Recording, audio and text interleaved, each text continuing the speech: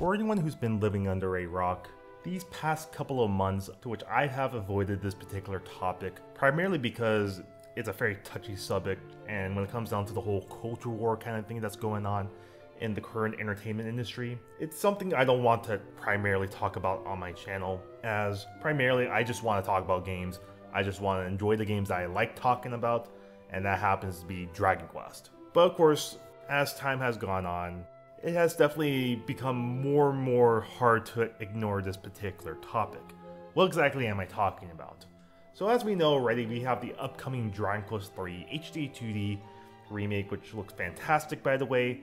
But of course, there's been this one thing that people have been talking about that's outside of our community. And that of course is potential DEI, censorship, Sweet Baby Inc. infestation of Dragon Quest III HD-2D remake. And it started off with the whole censorship of changing the genders from male to female to type A, type B. And then of course we had the censorship of the female warrior, the censorship of the troll lips, and of course DEIdetected.com went out and deemed this game was a censored tag. They didn't determine that the game had any DEI censorship involved when it comes down to consultancy. They just determined the game was censored. But even then, we still have people out there claiming that Sweet Baby Inc. is involved with this game. There's a consultancy firm coming out and changing Dragon Quest for the worse. And for today, I really just want to go out and look at the hard facts of what we know about this game, what we know about Sweet Baby Inc.'s involvement with Square Enix, and why I personally don't think Sweet Baby Inc. has any kind of involvement with Dragon Quest in general. So let's first start with the claim that Sweet Baby Inc. is involved with Dragon Quest III HD-2D remake, and the only claim I found was from a site called SmashJT.com, as if you look at the clientele when Sweet Baby Inc. used to show off their clientele, Square Enix was one of their clienteles. And for some people that might be, oh, that's definitive proof that Sweet Baby Inc. is involved with Dragon Quest III HD-2D remake. Well, let me stop you right there. Making that claim right there essentially throws away and disregards exactly how Dragon Quest operates within Square Enix. Because contrary to popular belief, Square Enix does not fully own the Dragon Quest IP.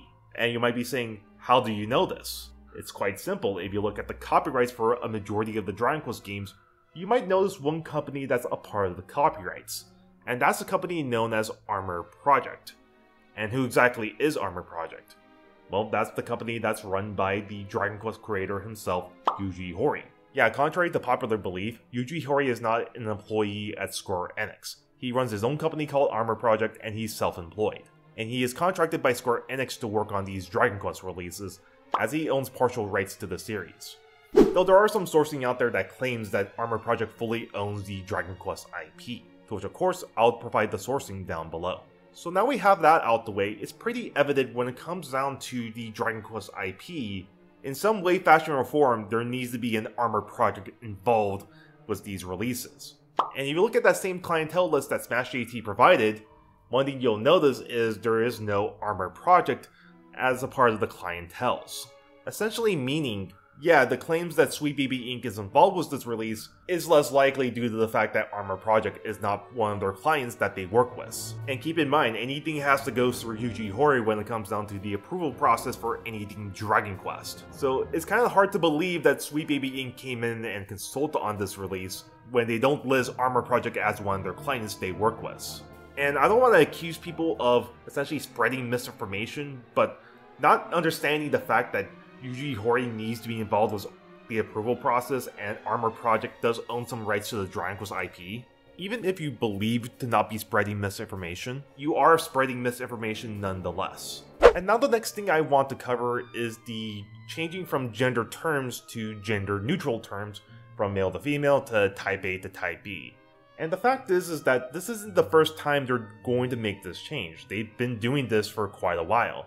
Since 2018 was the release of Dragon Quest WOC, as that was the first instance where they started to do the Type A, Type B stuff rather than male and female. Same thing goes with Dragon Quest X Offline, Dragon Quest The Adventures of Dai, A Hero's Bond, and now with Dragon Quest III HD-2D Remake. This hasn't been a brand new thing for the Dragon Quest series, as they've been doing this since the late 2010s. And for whatever reason why they did this, it's not because Sweet Baby Inc. came in to consult on this, It's primarily because the Dragon Quest team wants to do this kind of change right here, where they do these gender-neutral terms rather than gender terms. But what I can say is, because of the fact Square Enix is a global company, I'm not saying modern company, I'm saying global, they probably feel that making this change to Type A, Type B is more sensible to try to sell globally to a global audience. Do you have to agree with the change? Not necessarily, but I'm trying to explain the thought process of why they made this specific change.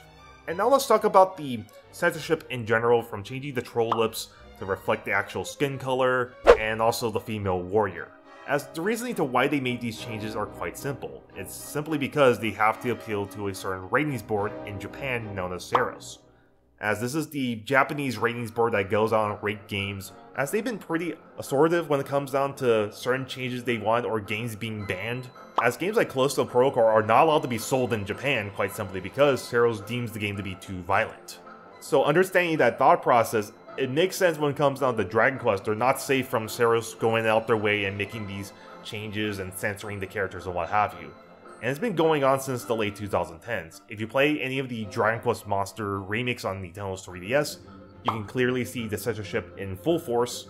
If you play Dragon Quest VIII on Nintendo's 3DS, the censorship is also there as well, covering up the skin, changing some of the costumes for Jessica, and also changing some scenes because Ceros deemed it to be too violent or too sexual. This kind of censorship has been going on for quite a while, and if you don't believe me, then you'll certainly believe in Masahiro Sakurai, who's been complaining about this for quite a while, of how Ceros is going out their way making these major changes, and it potentially delays the process of releasing the game because Ceros is so uptight of what they want censored and what have you. And also there's the angle of the fact that people are claiming that this ruins the legacy of Akira Toriyama. Toriyama would not approve of these changes here, when contrary to popular belief, Toriyama doesn't care about these changes in the first place. Because as we mentioned before, there has been releases before Dragon Quest III HD-2D Remake where they went out and censored the design of the characters, and those have been under Toriyama's watch. And on top of that, Toriyama is not very much involved with the creation process of Dragon Quest. That's mostly Yuji Horii there. Toriyama is normally just asked to do a character design. The team over at Square Enix or Armor Project comes up with a sketch for a character, and Toriyama goes out his way to make his own design. He is very hands-off on the process of creating the characters for the series.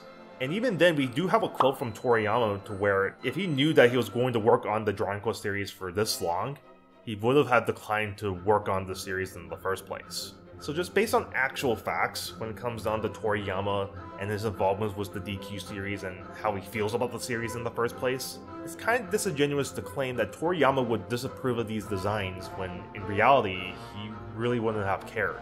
And hopefully this gives you guys an understanding to why the censorship is a thing in the first place. They have to appeal to a ratings board that's very authoritarian when it comes down to making particular changes.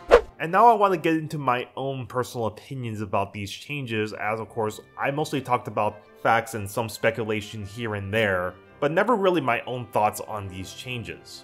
As it really boils down to this: do I enjoy these changes being made to Dragon Quest III HD-2D Remake, from the gender terms to gender neutral, the troll lips, the female warrior, what have you? No. I don't enjoy these changes at all. I would prefer them to keep it to the original style. But do I understand why these changes are being made? Absolutely. There's a ratings board that's very authoritarian when it comes down to making particular changes. But does this deter me from wanting to go out and buy this game? Well, if it's pretty evident from my own channel, it's pretty clear I'm still planning to buy this game. And you might be asking why I'm still planning to buy this release. Well, I've been excited for this game since 2021. As someone who's a brand new Dragon Quest fan and feels that the treatment of the franchise has been not that great when it comes down to re-releasing the older titles, releasing spin-offs that no one cares about, just having this release right here just kind of shows that Square Enix is trying their best to take advantage of Dragon Quest here in the West and try to make it more serious overall. And even then, I'm not paying full price for this release right here. I'm paying 20% off through Green Man Gaming. So even then, I'm not paying full price for this release at the end of the day. It's a game that I'm still relatively looking forward to, and even with these changes here, it's not enough for me to go on and say I'm not buying this game. Because that would make me a hypocrite, because I went on and bought releases like FE Fates, which had some major changes for the English localization, and multiple other releases where they make these small tweaks to the English localization. At the end of the day, for me, those things don't really bother me. If it bothers you, then yeah, that's fine right there. Because at the end of the day, I personally don't care if you want to buy this game or not buy this game. At the end of the day, it's your own money. You're free to spend it how you so choose, please. So you're going to come into the comment section and say, I'm not buying this release? Cool. I don't really care if you don't want to buy this release. If you want to come in and say, yeah, I'm buying this game regardless, that's also cool right there. At the end of the day, I don't really care. I care more so about what I want to spend my money on. And most of these videos that I made mostly is trying to convey the idea of what I enjoy. Sometimes I do give my personal recommendation if you should buy a game or not, but for the most part, I mostly talk about my own personal enjoyment with a release. And once again, to be clear, I don't care if you don't want to buy this release or not. It's your money, do what you want to do with it. But having that said, I do have a question for some of these people out there that are claiming Sweet Baby Inc., what have you. What exactly is the goal of making a huge fuss about this? Obviously, in some cases, it's of course to harm the sales of a particular release. We've seen that with Suicide Squad, we've seen that with multiple other releases, and obviously, the same mindset should be carried over to why they're attacking Dragon Quest III HD-2D Remake. They want to harm the sales of this particular release, to send a message. If that's the case right there, why exactly is Japan still excited for this release? As in the Famitsu Most Wanted list, it's still charts pretty high. If you go on the Amazon sales charts, it's typically around the top 50s, and sometimes goes up to the top 10s. So, in the case of harming the sales, at least in the sense of Japan, it's not going to harm the sales, at least for the Japanese side. Obviously, this would hurt more so on the Western side because the whole topic of Sweet Baby Inc. is more so a conversation here in North America and Europe, what have you. So obviously that would harm the sales in that case right there. And obviously, when they go out and bring awareness to DEI censorship or making these censored changes here and there, it's obviously to try to get these fans to understand that these companies are making these changes. But in the case of Dragon Quest and the Western side of things, most of these people tend to not care about that. If you tend to look on social media, you see most of these Dragon Quest fans, Western Dragon Quest fans, fighting against these people who are making these claims here and there. And we already have a video out from someone I know, Dukio3. If your goal here is to go out and harm the sales, then when it comes down to Square Enix perspective, they're going to just stop making Dragon Quest releases here in the West, if they don't see enough sales for any particular release. So in all honesty, when it comes down to the Western Dragon Quest base, you basically pissed them off. I'm just going to be honest right there. Ultimately, when it comes down to me, I'm just ultimately confused to what exactly is the goal here. If it was to harm sales, well, you obviously are not doing that for Japan, you're more so doing that in the West. And if it's trying to gain people to your cause, you obviously pissed the people off, that being the Dragon Quest base. Obviously, there are some Japanese people making some complaints here and there, but it seems to be a vocal minority in comparison to a vast majority. Obviously, we can have a conversation about that, but ultimately, when it comes down to it, I'm just ultimately left confused about all of this. And if someone is willing to go on and talk to me, mostly private, because I don't want to go on and engage in this culture war stuff in the public, I'm open to do that, and I'll go on and provide my Discord information down below just so we can have that conversation. And if anyone has any thoughts, let me know what you guys think down in the comments below. Hopefully, I've provided enough facts to prove that this is not the case right here, that Sweet Baby Inc. is involved with this release, and why the censorship thing is a thing in the first place. And don't forget to leave this video a like and subscribe as well, though quite honestly, I think I'm going to see more dislikes on this video. And of course, if you want to see more videos, do check out these videos right here. I personally think you'll enjoy them. See you guys on the next one. Take care.